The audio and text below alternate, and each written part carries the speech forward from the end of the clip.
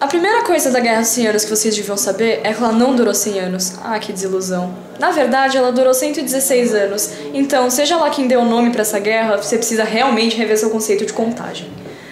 Mas enfim, tudo começou com os vikings, que eram aqueles navegadores comerciantes, e não aqueles caras barbudos e chifrudos que todo mundo acha que eles eram.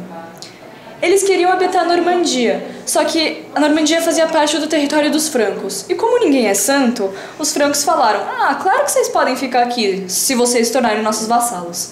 Bacana. Os vikings, agora normandos, concordaram e sob os olhos de Guilherme, o rei, eles viviam felizes e serelepes. Um belo dia, o Guilherme convida a Edward, que era o rei da Inglaterra, para jogos.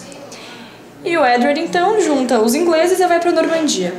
Uma noite, no entanto, na cabana, depois daquele vinho, aquela lua cheia, luz de velas, os reis decidiram jogar outro tipo de jogo.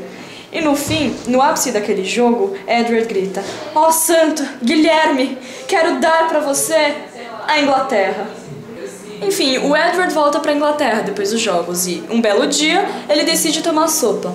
Mas a sopa não estava com gosto de sopa de aspargos. Todos aqueles papas e toda aquela gente da Grécia Antiga sabem muito bem como é que é. Quem assumiu foi Harold, primo de Edward. Mas enfim, baixa o demônio no Guilherme e ele vai tomar o trono à força. E essa batalha ficou conhecida como Batalha de Hastings, e o Guilherme ficou conhecido como Guilherme o Conquistador. Agora então, a Inglaterra era vassala dos francos. Claro, os ingleses não ficaram contentes, porque afinal, vassalo é vassalo, suzerano é suzerano e um pente é um pente. Em 1337, o trono francês estava sem um herdeiro direto. O monarca inglês, Edward III, reivindicou o direito de unificar as coroas, porque afinal ele era neto de um monarca francês. Acontece que acho que os franceses sacaram que o que eles queriam era Flandres, e eles tiraram uma lei do bueiro que impedia essa unificação. A questão de Flandres era que a Inglaterra exportava lã para esse lugar. Logo, os comerciantes e manufatureiros flamengos eram pró-ingleses. Ah não, você jura? Enquanto o resto era pró-francês. O Edward III, muito malandro, faz umas trambicagens e complica o embarque de lã para Flandres. Isso provoca uma revolta de comerciantes que assinam um tratado comercial com a Inglaterra que reconhecia o Edward III como soberano legal. Então ele também era o rei da França. Enfim, voltando à guerra. O exército francês era uma cavalaria pesada e lenta. Já os ingleses, eles eram um grupo de arqueiros muito mais velozes e muito mais eficazes. Enfim, eles se enfrentaram na Batalha de Crécy em 1346, e que, segundo alguns autores, é a primeira batalha que se usa a pólvora como arma de guerra. Então, esse primeiro período foi marcado pelas vitórias inglesas, e para evitar cometer o mesmo erro de novo, eles agora assinaram o Tratado de Bretigny, que deu o controle de quase toda a costa da França para a Inglaterra.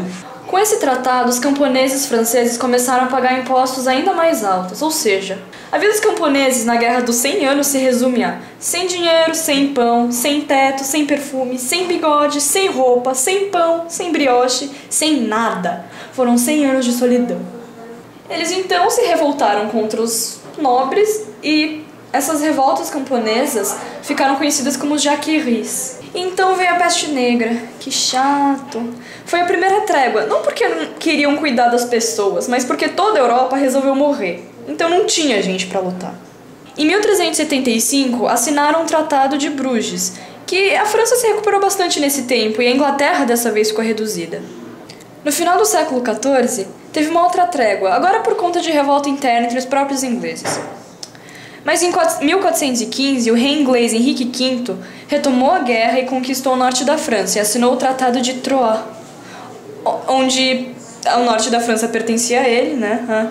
E ele ainda se deu o direito de suceder a linhagem da monarquia francesa.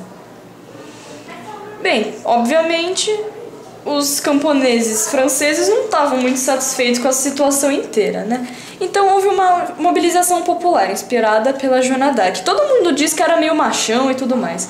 Mas enfim, ela foi entregue em 1430 pelos próprios nobres franceses para os ingleses, porque eles tinham medo do fortalecimento de uma força popular.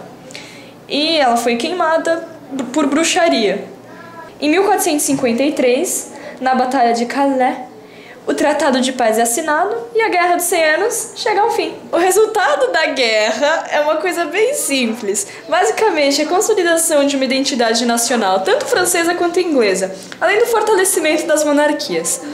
A Joana d'Arc se tornou símbolo da Guerra dos 100 Anos e foi transformada em santa pela Igreja. E essa foi a Guerra dos 100 Anos. Então, vai, pergunta!